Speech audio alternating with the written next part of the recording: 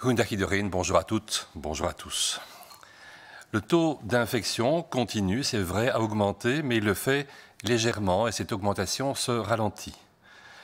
Cette tendance donc à la hausse, qui nous a fait un peu frémir, semble donc s'apaiser.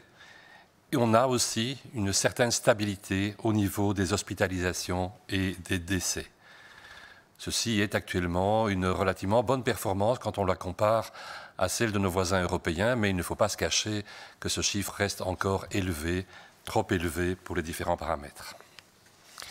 Si on s'intéresse, première diapositive, au nombre de nouveaux cas, nous avons eu en moyenne 2523 nouveaux cas par jour par rapport aux 7 derniers jours. Ceci est donc une augmentation, mais qui est une augmentation de 7%.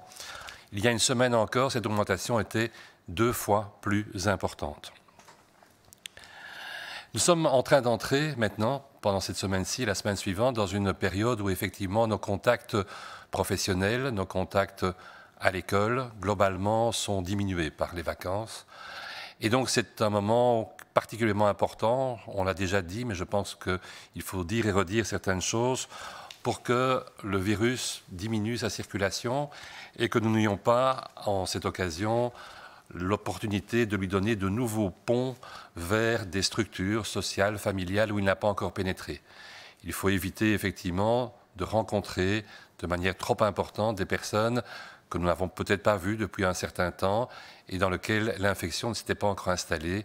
Il faut donc éviter que ces chaînes de transmission, ces nouvelles chaînes ou ces nouveaux ponts puissent s'installer et que le virus en profite. L'augmentation des cas dont on vient de parler, peu importante mais qui existe, est présente, comme vous le voyez, dans globalement toutes les régions. La région dans laquelle l'augmentation est la plus importante est celle de Bruxelles-Capitale, cette fois-ci, avec un rebond de 20%, alors qu'en Flandre, il a été de 8% et en Wallonie de 2%. Sur la carte que vous avez devant vous, on voit les différentes provinces. Et au niveau des provinces, les augmentations les plus élevées, on le voit aussi, sont dans la province d'Anvers et dans la province de Namur, toutes les deux avec 15% d'augmentation.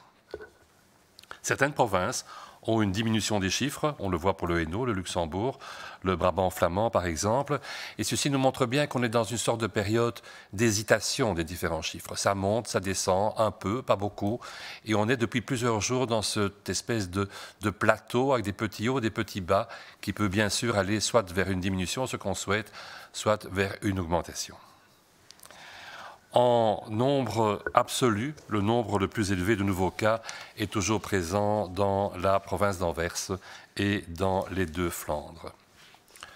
On voit au niveau national cette augmentation dans toutes les catégories d'âge, sauf chez les plus de 80 ans, et c'était une relativement bonne nouvelle dont nous faisions déjà part il y a quelques jours, puisqu'on sait que c'est une tranche d'âge particulièrement atteinte par des formes sévères de la pathologie.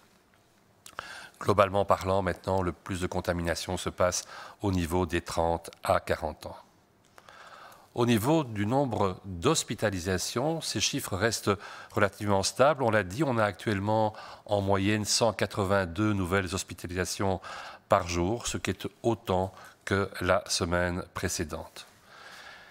Il faut cependant noter qu'au niveau des hospitalisations, il y a des variations très importantes d'une province ou d'une région à l'autre. Et globalement parlant, on peut dire que les chiffres ont malgré tout ainsi augmenté la semaine dernière, parfois de manière significative, de 29% pour Liège.